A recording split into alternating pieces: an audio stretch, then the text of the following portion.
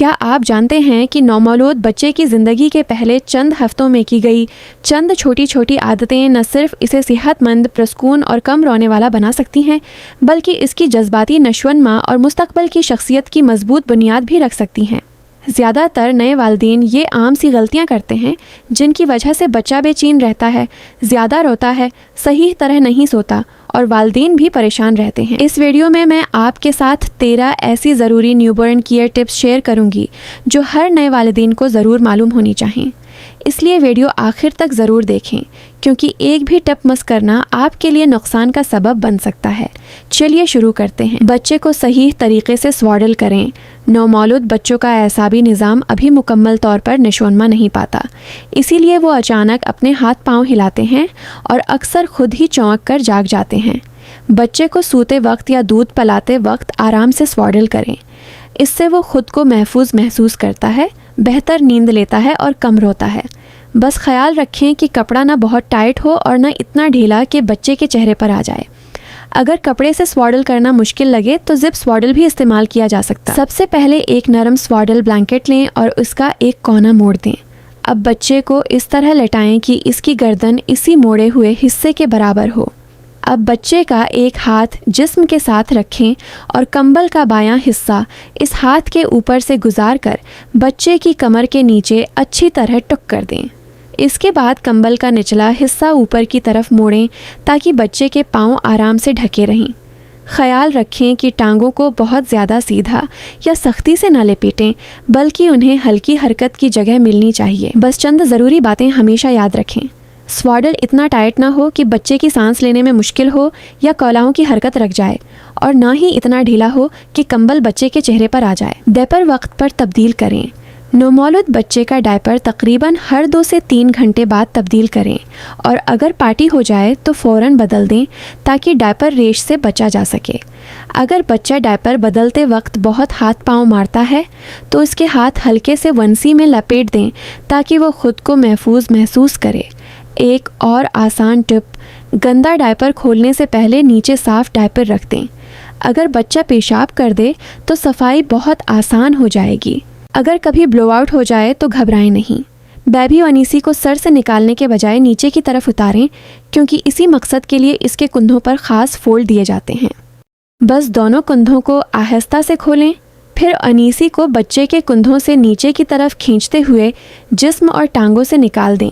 اس طرح گندے کپڑے یا پاخانے کے بچے کے چہرے اور بالوں پر لگنے کے امکانات بہت کم ہو جاتے ہیں اور صفائی بھی آسان ہو جاتی۔ روتے ہوئے بچے کو کیسے پرسکون کریں؟ اگر بچے نے دودھ بھی پی لیا ہے، ڈائپر بھی صاف ہے، پھر بھی وہ رو رہا ہے تو اسے آہستہ آہستہ جھلائیں یا گود میں لے کر ہلکا سا واک کریں۔ کبھی کبھی صرف باہر تازہ ہوا میں لے جانا بھی بچے کو فوراً سکون دے دیتا ہے۔ اگر بچہ بار بار چھینک رہا ہے تو ضروری نہیں کہ اسے نزلہ ہو۔ کئی بار یہ اس بات کی علامت ہوتی ہے کہ وہ تھک گیا ہے یا زیادہ سٹیمولیٹ ہو چکا ہے۔ ایسے میں اسے پرسکون ماحول میں لے جائیں۔ وائٹ نوائز، دل کی دھڑکن جیسی آوازیں یا ہلکی مسلسل آوازیں بھی بہت سے بچوں کو جلد صلاح دیتی ہیں۔ اور یاد رکھیں، نومولود بچے کو 1 گھنٹے سے زیادہ مسلسل جاگنے نہ دیں، ورنہ وہ اوور ٹائرڈ ہو کر مزید رونے لگتا ہے۔ بریسٹ فیڈنگ کی ضروری باتیں۔ اگر ممکن ہو تو پیدائش کے پہلے 1 گھنٹے کے اندر بچے کو بریسٹ فیڈ کروانے کی کوشش کریں۔ اس سے بچے کی لیچ بہتر بنتی ہے اور ماں کے دودھ کی مقدار بڑھنے میں بھی مدد ملتی ہے۔ شروع کے دنوں میں ہر 1.5 سے 2 گھنٹے بعد دودھ پلانا بالکل نارمل ہے۔ اگر بچہ بار بار دودھ مانگ رہا ہے تو اس کا مطلب ہمیشہ دودھ کی کمی نہیں ہوتا۔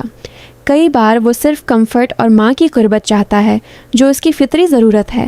اگر بچہ مناسب ویٹ ڈائپرز کر رہا ہے اور اس کا وزن آہستہ آہستہ بڑھ رہا ہے تو سمجھے سب کچھ ٹھیک چل رہا ہے۔ باٹل فیڈنگ کا صحیح طریقہ۔ اگر آپ بوتل سے دودھ پلا رہی ہیں تو ہمیشہ پیس فیڈنگ کریں۔ بوتل کو سیدھا کھڑا کرنے کے بجائے تقریباً زمین کے متوازی رکھیں تاکہ بچہ اپنی رفتار سے دودھ پی سکے۔ ہر تقریباً 1 اونس دودھ کے بعد بچے کو برپ ضرور کروائیں۔